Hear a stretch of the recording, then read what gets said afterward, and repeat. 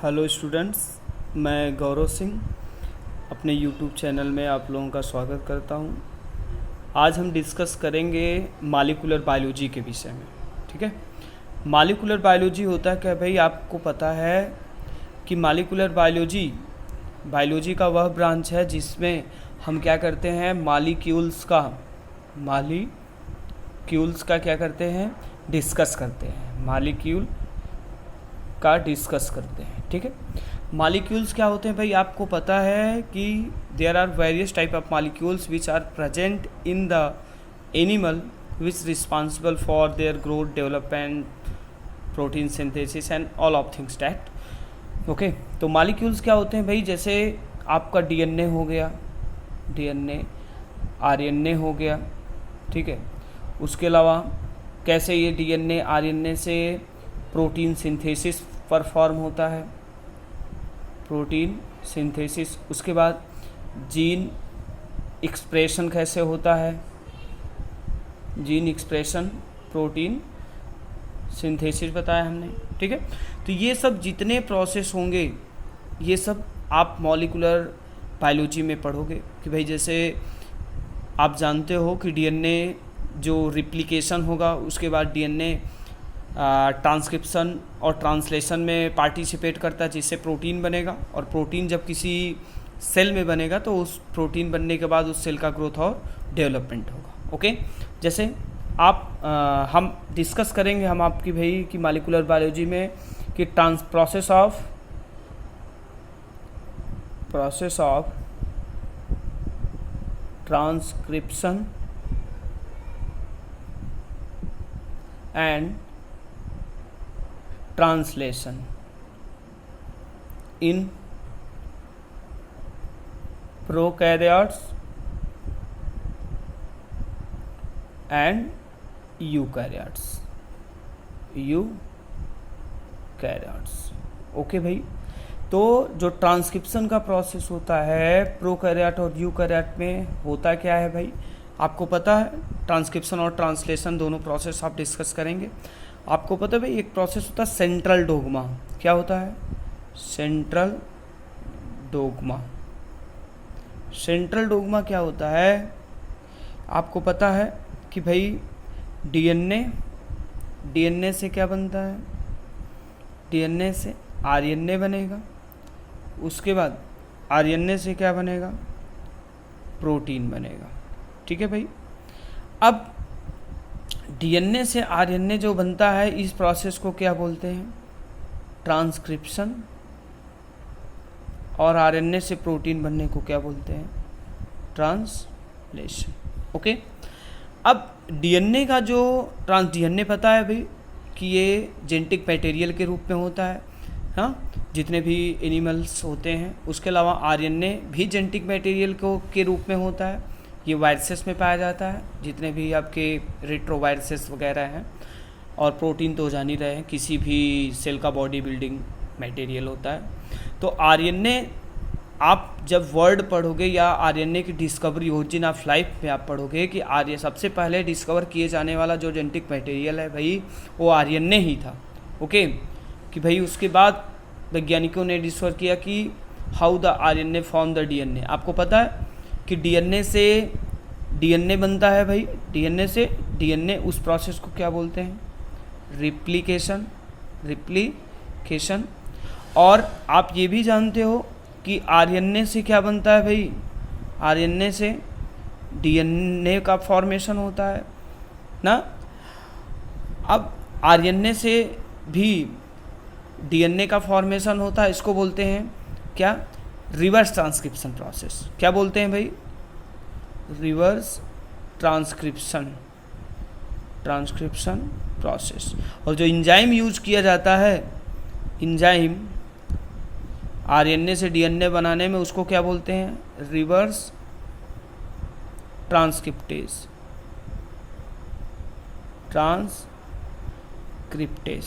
Okay भाई, अब central dogma formation आप पढ़ोगे कि कैसे डीएनए का जो न्यूक्लियोटाइड्स या जीन है वो कैसे एक्सप्रेस्ड अपने आप को करके आरएनए बनाएंगे और आरएनए से प्रोटीन बनने। ठीक है। यही प्रोसेस आप पूरा डिटेल में क्या करोगे भाई कि डीएनए से आरएनए बनने में ट्रांसक्रिप्शन कहते हैं, और आरएनए से प्रोटीन बनेगा तो इस प्रोसेस को क्या बोलते हैं, ट्रांसलेशन बोलते हैं, ठीक है। अब हम आप पढ़ेंगे भाई कैसे प्रोकैरियोट और यूकैरियोट में ये प्रोसेस कंप्लीट होता है, ठीक है। Let's watch. सबसे पहले भाई ये प्रोसेस क्या होता है, ये ट्रांसक्रिप्शन का प्रोसेस है, किसका, प्रोकैरियोट का। ये किसका है, transcription in prokaryote, prokaryotes, okay. तो ये ट्रांसक्रिप्शन प्रोसेस किस में है, प्रोकैरियोट्स में। आपको पता है इस प्रोसेस में होता क्या है, सबसे पहले जो ट्रांसक्रिप्शन प्रोसेस होता है वो 3 स्टेप में कंप्लीट होता है। पहला इनिशिएशन, दूसरा इलॉन्गेशन एंड तीसरा आपका टर्मिनेशन, ठीक है। तो प्रोकैरियोट में भाई ट्रांसक्रिप्शन कैसे होता है, आपको पता है कि ट्रांसक्रिप्शन का जो पहला प्रोसेस होता है इनिशिएशन। इनिशिएशन आपको पता है, इनिशिएशन मीन्स होता है किसी चीज़ का शुरुआत होना, ठीक है। और डीएनए आप जानते हो कि 5 प्राइम टू 3 प्राइम, हाँ, उसका हेड और टेल जो होगा 3 प्राइम टू 5 प्राइम। अब प्रोकैरियोट में भाई, प्रोकैरियोट का आपको पता है कि उसमें न्यूक्लियस एब्सेंट होता है, न्यूक्लियोइड होता है, ठीक है। और न्यूक्लियोइड होने के नाते जो प्रोकैरियोट में ट्रांसक्रिप्शन और ट्रांसलेशन का प्रोसेस होता है वो एक साथ होता है, साइमल्टेनियसली होता है, कोई गैप नहीं होता है, ठीक है। और कहाँ होता है आपको पता है, जस्ट लाइक ये प्रोकैरियोट है भाई, ठीक। तो ये प्रोकैरियोटिक सेल में ये न्यूक्लियोइड है, ठीक है। और एक्स्ट्रा क्रोमोसोमल मटेरियल सेल भी होता है प्लांट सेल, बैक्टीरियल सेल में, जिसको क्या बोलते हैं भाई, जिसको प्लाज्मिड के नाम से जानते हैं, आपको पता होगा। प्लाज्मिड एक्स्ट्रा क्रोमोसोमल मटेरियल होता है किसका, बैक्टीरियल सेल का। तो इसी में क्या होता है, इसका भाई डीएनए ट्रांसक्रिप्ट यूज होगा क्या बनाने के लिए, आरएनए बनाएगा, और आरएनए से फिर प्रोटीन बनेगा।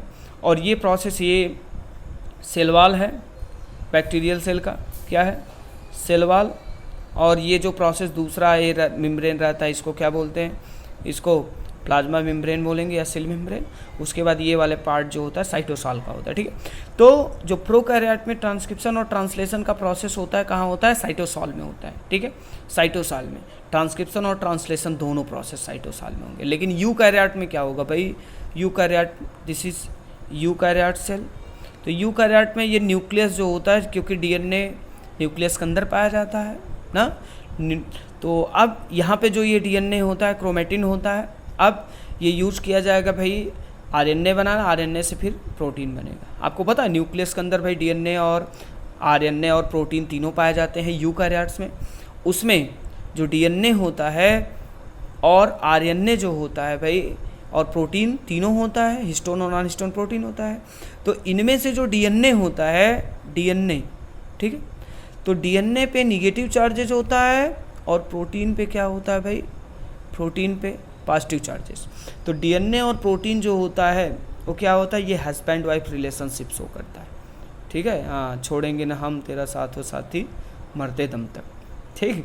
तो दोनों साथ नहीं छोड़ते, क्यों, क्योंकि आपको पता है कि भाई जब अपोजिट चार्जेस रहेंगे उनके बीच क्या होता है, अट्रैक्शन होता है, और सेम चार्जेस क्या होगा, रिपल्सन होगा। तो ये डीएनए और प्रोटीन टाइटली बाइंडेड है, that so the husband wife relationship, okay. तो अब इसी में यूकैरियोट में न्यूक्लियस के अंदर ट्रांसक्रिप्शन होगा और ट्रांसलेशन के लिए जो मैसेंजर आरएनए बनेगा वो न्यूक्लियस से बाहर आएगा। उसके बाद तब क्या बनाएगा, तब प्रोटीन बनाएगा। क्या बनाएगा भैया, प्रोटीन ये बनाएगा ट्रांसलेशन प्रोसेस के। लेकिन प्रोकैरियोट में कहाँ होता है, उसके साइटोसॉल में ट्रांसक्रिप्शन ट्रांसलेशन दोनों साथ होंगे। यूकैरियोट में ट्रांसक्रिप्शन के बाद ट्रांसलेशन होगा और उसमें गैप होता है ट्रांसक्रिप्शन के बाद ट्रांसलेशन होने में। लेकिन प्रोकैरियोट में सेम होता है, ट्रांसक्रिप्शन ट्रांसलेशन एक साथ होता है, there is no gap in between transcription and translation in prokaryote, okay. अब ट्रांसक्रिप्शन में होता क्या है भाई, प्रोकैरियोट में सबसे पहले ये डीएनए स्ट्रैंड है 5 prime to 3 prime, 3 prime to 5 prime. सबसे पहले क्या होता है प्रोकैरियोट में कि ये जो सिग्मा फैक्टर होता है ना, सिग्मा फैक्टर आरएनए पॉलीमरेज को भाई यहाँ पे जब आता है आरएनए पॉलीमरेज, तो सिग्मा फैक्टर इससे बाइंड होकर इसको रिकॉग्नाइज करता है कि कौन प्रमोटर रीजन कहाँ पे है, और उसी प्रमोटर रीजन को ये सिग्मा फैक्टर आके यहाँ पे क्या करता है, आरएनए पॉलीमरेज को बाइंड करता है। और आप जानते हो कि आरएनए पॉलीमरेज क्या होता है, यही मेन एंजाइम होता है फॉर ट्रांसक्रिप्शन के लिए, ठीक है। और आरएनए पॉलीमरेज ये DNA dependent RNA polymerase enzyme होता है जो क्या करता है, ट्रांसक्रिप्शन को परफॉर्म करता है, ठीक है। तो सबसे पहले भाई सिग्मा फैक्टर आरएनए पॉलीमरेज को लेकर आएगा और प्रमोटर रीजन से बाइंड कर देगा। अब प्रमोटर रीजन जैसे ही बाइंड होगा, यहाँ पे ये आप जानते हो कि यहाँ पे हेलिकेज वगैरह रहेगा जो क्या करेगा, इसको अनवाइंड करेगा।